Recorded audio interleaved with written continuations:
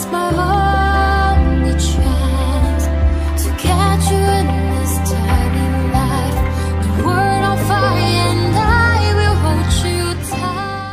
semua, apa kabar? Semoga sehat-sehat selalu ya guys. Di sini kita akan membahas alur cerita manhwa manga. Bagi yang belum subscribe bisa dibantu subscribe-nya, dan jangan lupa like video ini jika kalian merasa terhibur. Aku juga ingin mengucapkan terima kasih untuk yang sudah join atau gabung ke membership channel ini. Walaupun hanya 5.000 sebulan, tetapi sangat membantu perkembangan channel ini yang sering terkena dolar kuning. Dan jika ada yang mau mengapresiasi lebih ke channel ini, kalian bisa sawer. Link sawernya ada di deskripsi. Terima kasih banyak. Kali ini kita akan melanjutkan komik yang berjudul Berinkarnasi dari yang sama selama 100.000 tahun. Oh iya, aku juga sudah membuatkan playlist untuk komik ini. Jadi jika kamu belum menonton part sebelumnya atau kamu mencari lanjutan dari part ini, kamu bisa cek playlist di deskripsi. Terima kasih. Di part sebelumnya terlihat bahwa Jian Kyun memberikan penginapan terhadap Lin Yue dan kawan-kawannya di sana. Dia memberi penginapan di kolam penyucian pedang dan berniat membunuh Lin Yue waktu malam hari tiba. Lalu kita diperlihatkan di part selanjutnya. Di part selanjutnya diperlihatkan di tanah suci klan pedang, kolam penyucian pedang. Di sana Lin Yue dan kawan-kawannya telah datang di kolam penyucian pedang. Terdapat satu prasasti pedang besar yang diikat oleh rantai.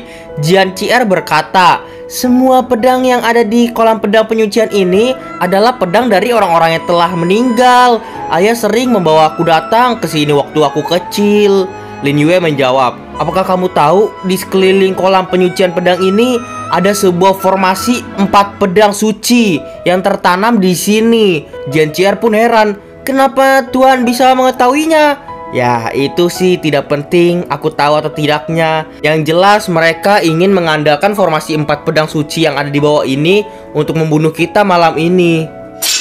Jian Cier, kamu adalah poin utama agar kita bisa bertahan hidup dan bisa keluar selamat dari klien pedang ini. Ah, aku? Kenapa memangnya? Ya, pedang Xuanwu yang kupegang ini adalah salah satu dari 4 formasi pedang suci. Dan kamu memiliki aliran darah klan pedang yang murni. Jika menggunakan pedang Xuanwu, maka bisa mengendalikan formasi pedang ini yang lainnya. Aku akan mengajarkan deh beberapa teknik pedang Xuanwu kepadamu mulai sekarang. Aku mau kamu pergi membunuh Jian Chen malam ini. Lalu terlihat Jian Cier pun duduk bersila bersama dengan Lin Yue di belakangnya. Hiat! Lin Yue memakai teknik jurusnya. Hiat! Mentransfer jurusnya kepada Jian Cier. Di sana Jian Cier merasa perasaan yang aneh sekali. Perasaan ini aneh sekali ya. Semua aliran nadi dalam tubuhku sudah terbuka. Rahimku anget, Tuan. Setelah itu selesailah sudah selesai Jian Cier. Aku akan mengingat kebaikan Tuan seumur hidupku, kata Jian Cier. Lalu Lin Yue pun pergi dari sana. Cier, setelah kamu menjadi ketua klan pedang nanti, aku berharap kamu bisa meminjamkan 4 pedang suci ya padaku. Cier pun kaget. Ketua klan pedang? Sepertinya tidak mungkin aku menjadi ketua klan pedang, Tuan. Tapi jika benar aku menjadi ketua klan pedangnya, aku pasti akan memberikan 4 pedang suci kepada Tuan. Bagus. Lin Yue sambil memberikan suatu surat di sana. Kamu pergi ya ke tempat yang sudah tertera di isi kertas ini. Di sana sudah aku tandai. Pusat formasi ada di sana. Kamu pergi ke sana masing-masing lalu mengaktifkan formasinya. Pokoknya tugasmu itu saja dulu. Lalu bagaimana dengan Tuan? Tuan mau ngapain? Aku akan menahan Jian Chen di sini. Dia sudah datang tuh. Terdengar suara dari langit. Lin Yue, Jian Cier, ayo keluar dan bertarung. Terlihat Jian Chen di sana dengan aura membunuh yang kuat. Apakah kalian siap untuk mati? Jian Cier, pergi sana, kata Lin Yue. Baik, Tuan. Pokoknya di sini serahkan dulu padaku. Lin Yue berbicara kepada Jian Chen. Hei, kenapa? Kakekmu sudah keluar memangnya dari pelatihan tertutup. Kenapa kamu datang ke sini? Wah, tua itu bukanlah penguasa klan pedang lagi. Akulah penguasa klan pedang. Klan pedang di masa depan. Memakai jurusnya dia di sana. Orang yang berada di sana sempat terkejut. Liu Hen berkata, formasi pedang menakutkan. Formasi ini lebih kuat daripada formasi pembunuhan 4 arah yang diajarkan Tuan pada kita saat melawan Demonsi. Tentu saja, kata Tetua Long. Energi pedang yang ada di dalam kolam suci pedang membantunya. Kita berada di kolam suci klan pedang. Dia akan meningkat beberapa kali lipat kekuatannya. Ya, tidak tahu ya Tuan akan bagaimana menghadapi dia. Hehe, tenang saja, Jian Chen. Formasi kelas atas waktu itu yang berada di Sekte Feng Yu kamu melawanku masih terlalu lemah untukku. Kesalah Jian Chen. Aku satu orang saja sekarang sudah cukup melawanmu di sini. Cukup membunuhmu. Terlihat Xiaobing mengeluarkan api dari tangannya, sepertinya sudah berguru dengan avatar Eng di sana. Terlihat di sana banyak sekali murid-murid dari klan pedang yang bertapa di sana. Xiaobing berkata, ada begitu banyak orang, masih berani bilang hanya kamu sendiri ya? Benar-benar tidak tahu malu kamu. Ternyata orang-orang yang banyak tersebut dari murid klan pedang mungkin memberikan kekuatannya kepada Jian Chen juga pada saat itu. Lalu Lin Yue berkata, tidak apa-apa, tidak apa-apa. Semuanya akan mati hari ini barengan. Kamu mau mati masih berani berlagak lagi? Aktifkan formasi. Tuan, tenang. Lalu di sana terlihat menghalangi serangan Jian Chen kepada Lin Yue. Jian Chen pun terheran-heran. Siapa yang berani mengganggu?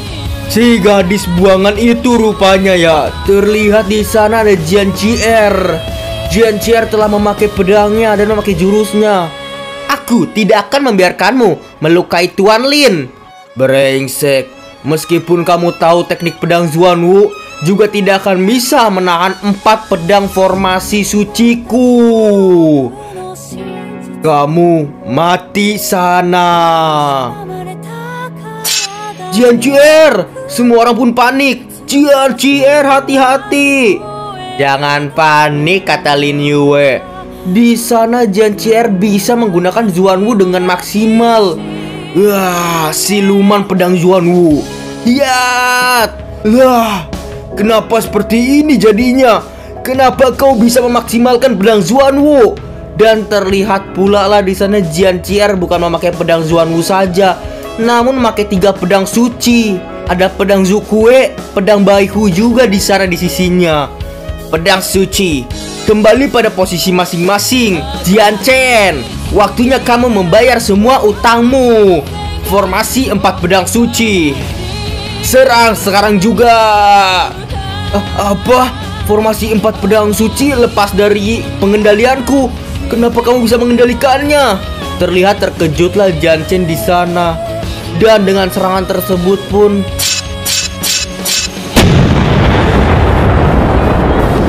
hancurlah prasasti pedang besar yang berada di sana. Ledakan pun dahsyat terjadi.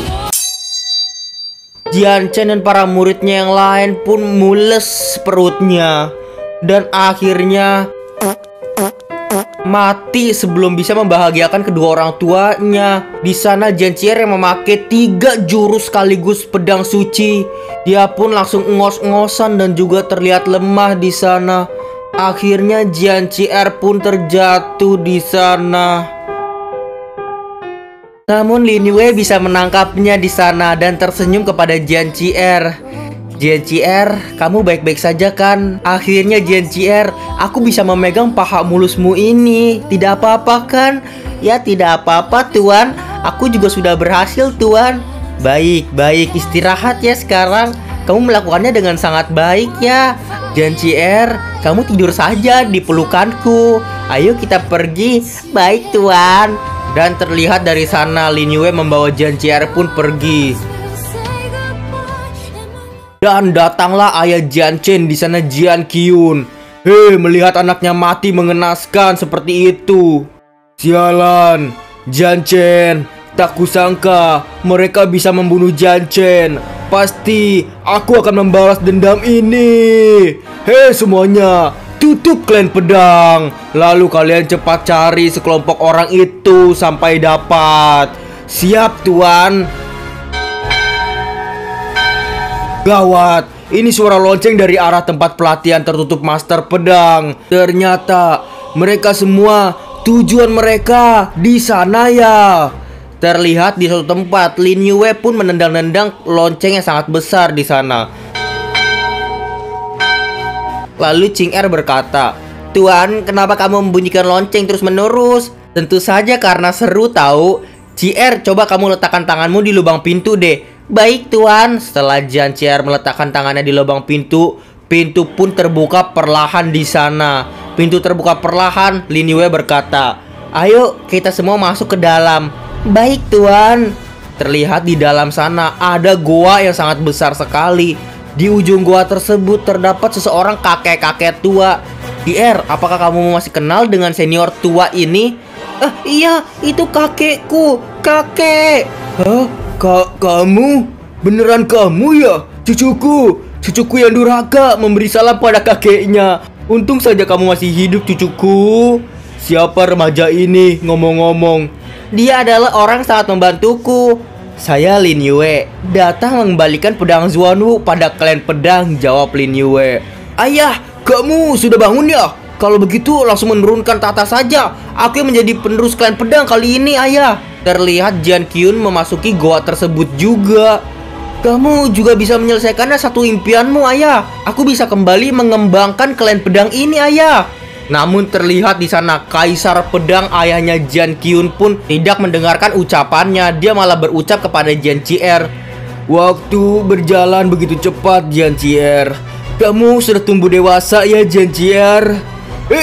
Pak Tua, kata Jian Qiun. "Aku ini sedang berbicara, Pak Tua. Apakah kamu sudah tuli? Aku tidak bisa menunggu belasan tahun lagi. Cepat angkat aku menjadi Kaisar Pedang selanjutnya." Cek Qiun, sudah lama kita tidak berjumpa. Ada Ziaji juga di sana, paman dari Ziabing yang menyusahkan dan merepotkan. Oh, Kakak Zia, tak kusangka langit pun merestui kita bertemu di sini. Ziabing terheran-heran. Paman kenapa datang ke sini? Kok bisa? Ya, lihat saja, kata Lin Yue di belakang. Pertunjukannya akan menarik, segera dimulai kok. Ziabing, aku datang untuk meminta tungku sengkingnya. Ziaji tua bangka, apakah kamu tidak takut Tuan Lin menghancurkan tungku sengkingnya? Iya ya, sepertinya ada orang yang sudah tidak sabar ingin menjadi ketua baru Sekte Yaozu, kata Lin Yue. Kamu sangat pintar sih. Bagaimana jika kamu bergabung saja denganku, Lin Yue? Jika kamu mau bergabung denganku, aku menjamin kamu akan memiliki posisi tinggi di Sekte Yaozu. Bagaimana jika aku menolaknya kalau begitu? Aku sangat suka denganmu. Jika kamu tidak mau bergabung denganku, kamu yang sehebat ini tentu saja tidak boleh dibiarkan tetap hidup di dunia ini. Sepertinya memang dari awal kamu dan Jian Qiun sudah tidak berencana membiarkan aku keluar hidup-hidup dari sini ya. Kaisar Pedang berkata, "Cucuku, kamu dan Jian Chen siapa yang lebih kuat?" Aku sudah membunuhnya, kakek. Jian Chen sudah mati. Dia ingin membunuhku dengan formasi 4 pedang suci, tapi malah dibunuh balik olehku. Lin Yue dari belakang sana berkata, Master Pedang, siapa yang menurutmu lebih cocok mewariskan posisi ketua klan kali ini? Mungkin sudah ada jawabannya kan di hatimu? Jian Qiun yang ingin menaiki posisi menjadi ketua klan pun kesal. Kurang ajar, Jian CR, ayahmu mengkhianati klan pedang terlebih dahulu. Hari ini kamu masih berani membunuh Jian Chen. Kamu mati sana, sama-sama saja ayah dan anak. Namun serangan itu dengan mudahnya ditangkis oleh Kaisar Pedang hanya menggunakan tangan kosong. Kamu katakan Jian CR sejujurnya. Apakah benar Jian Chen ingin membunuhmu tadi? Iya kek, dia tidak hanya ingin membunuhku, juga ingin membunuh Tuan Lin juga. Begitu ya. Bagus. Jian Qiun, anakmu ternyata lebih sadis daripada dirimu ya. Pak Tua, dia melanggar kesalahan besar yang sama seperti ayahnya lakukan. Kenapa kamu masih melindunginya? Kesalahan besar apa sih? Kematian Ling Tian. Kamulah yang lebih tahu daripada semua orang. Diam kamu. Kaisar Pedang berkata, "Kamu coba lanjutkan ceritanya. Kamu tahukah?" Ya, Jian Qiun bukan lawannya Jian Lingtian. Jian Lingtian terlalu kuat untuk dilawan. Sebenarnya Jian Lingtian itu mati karena diracun. Racun darah tak berwarna yang merupakan racun khusus dari sekte Yaozu. Jian Qiun dan juga Ziaji di sana marah. "Diam! Kamu jangan sembarangan berbicara." Ternyata motif pembunuhan Jian Qiun terhadap Jiang Lingtian untuk Jian Qiun bisa menaiki tahta menjadi ketua klan pedang. Dia dibantu oleh Ziaji di sana dari sekte Yaozu untuk membuat racun darah tak berwarna. Lin Yue melanjutkan omongannya. "Aku percaya Master Kaisar sebenarnya lebih jelas daripada semua orang memahaminya. Hanya saja Jian Qiun adalah satu-satunya harapanmu di saat itu. Jadi kamu tidak membunuh Jian Qiun yang sudah melanggar. Tapi sekarang Jian Chen sudah mati. Aliran darah Jian Cier paling kuat di sini dibandingkan dengan Jian Qiun. Dia lebih cocok menjadi ketua klan pedang saat ini." "Apakah yang dia katakan benar, Jian Cier? Aliran darahmu paling kuat di sini?" "Iya kakek, aku sudah mencobanya." "Akhirnya klan pedang ada penerusnya juga ya." Terlihat Jian Qiun pun marah di sana. "Hei ketua Ziaji, Pak tua ini sudah dalam kondisi sekarat. Mari kita bergabung. Dia tidak akan bisa menahan serangan kita. Ayo kita serang bersama." Terlihat Jian Qiun dan juga Ziaji di sana ingin melawan Kaisar Pedang. "Kamu orangnya tidak sabaran sekali sih. Kenapa langsung maju?" "Betul, semua itu aku yang melakukannya. Aku yang membunuh Jian Lingtian untuk aku bisa menjadi ketua klan. Kalian semua akan mati hari ini pokoknya." "Dasar anak durhaka. Talentamu sangatlah buruk, tapi masih berani berlagak di depanku. Kamu jauh dibandingkan Jiang Lingtian. Kamu sudah membunuh kakak sendiri, lalu masih ingin mencelakai anaknya Jian Cier sekarang. Kamu memang harus mati. Aku akan membunuhmu hari ini. Ya, teknik pedang khusus Kaisar Pedang." Terlihat di sana Jian Qiun tertusuk pedang oleh jurus Kaisar Pedang. Dia mulus-muluslah perutnya. Lalu terlihat Ziaji malah kabur. "Ini adalah masalah kamu, masalah internal klan pedang. Aku tidak ikut campur." Ziaji, dasar brengsek, kamu kabur." Ayah, ampuni aku ayah." Di sana sambil memegang perutnya yang sudah mules ingin beol. Lalu ayahnya berkata, "Siapapun yang terlibat dalam perebutan kekuasaan harus mati. Demi Jian Cier, aku akan membunuhmu sekarang." Dan seketika itu memakai tangan kosongnya tertebaslah lehernya Jian Qiun di sana. Jian Qiun pun bucat-bucat dan menjadi mayat di sana. Di sana Kaisar Pedang hanya bisa menatap langit. Sudah berakhir rupanya. Lin Yue berkata, "Master, Kaisar tidak perlu sedih lagi. Kan ada Jian Cier akan mengembangkan klan pedang nantinya." "Iya." Lalu terlihat Kaisar Pedang pun batuk darah. Kakek, kenapa kakek?" Semua murid dari klan pedang panik. "Ketua, kamu kenapa ketua?" Ya, itu adalah penyakit di hatinya, ditambah penyakit dalam bertahun-tahun ini. Apakah kalian ada obat berkualitas baik? Tidak ada, tingkatan kami masih terlalu rendah. Kami hanyalah seorang murid. Baiklah, aku akan melihat apakah ada bahan bagus yang aku butuhkan di badan putra mahkota pedang ini. Lalu di sana terlihat Lin Yue mengambil 2 cincin dari Jian Qiun dan juga dari Jian Chen anaknya. Melihat-lihat di dalamnya. Bagus. Apa yang kamu lakukan? Itu semua adalah benda milik sekte Yaozu," kata murid-murid di sana. "Ya, aku tentu saja ingin mengobati ketua klan kalian. Masa tidak mau meracik pil di sana?" Orang-orang di sana berkata, Dia hebat sekali, meracik obat tanpa tungku obat. Apakah kamu dari orang sekte Yaozu?" "Tidak, aku bukan orang dari sekte Yaozu. Aku hanya pandai saja sedikit meracik pil. Cier, kamu berikan obat ini pada kakekmu ya. Kami masih ada hal yang harus kami lakukan. Pergi dulu. Kamu tetap di sini aja menjaga kakekmu ya." Terima kasih tuan." Lalu murid di sana berkata, Tuan Lin, cincin penyimpanan barang tadi itu cincin penyimpanan barang apa sih? Yang tadi kamu itu ambil. Oh, maksudmu ini ya. Ini semua adalah benda klan pedang kalian. Tenang saja kok. Tentu saja aku akan mengembalikannya pada kalian, lalu mengembalikannya pada murid-murid dari klan tersebut. Dia benar-benar dengan mudah begitu mengembalikannya ya. Iya, tapi dilihat-lihat kok kosong. Lah kosong. Lah iya, cincin ini penyimpanannya kosong. Kita telah ditipu. Terlihat Lin Yue sudah keluar dari sana. Li Wuhen berkata, "Tuan, kamu mendapatkan hasil yang banyak ya kali ini." Shh, kecilkan suaramu Li Wuhen. Hehehe. Lalu Ming Yue berkata, "Tuan Lin, kamu sudah membuat keributan seheboh ini. Pasti semua orang sudah mengetahuinya deh." Terlihat beberapa menit kemudian, gosip pun terjadi di mana-mana. Terlihat di klan pedang, Jian Chen dan Jian Qiun sudah mati. Apa? Aku baru tahu informasi ini. Ya, dengar-dengar dibunuh oleh orang yang bernama Lin Yue itu. Gosip pun menyebar hingga ke sekte Yaozu. Di sana Ziaji berhasil pulang dan melarikan diri. Sialan, Lin Yue sudah mengacaukan rencanaku selama ini. Ayahnya Xiabing, Jiasan pun juga ada di sana. Kakak, jangan panik ya. Mereka tidak mungkin bisa meracik pil Sengking kok. Kita pasti akan menang.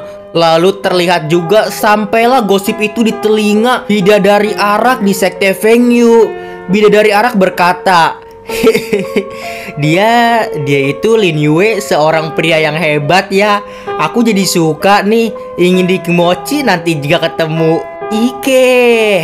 Dan itulah part kali ini. Terima kasih teman-teman sudah menonton dari part 1 hingga sekarang. Kita lanjut di part selanjutnya di lain waktu.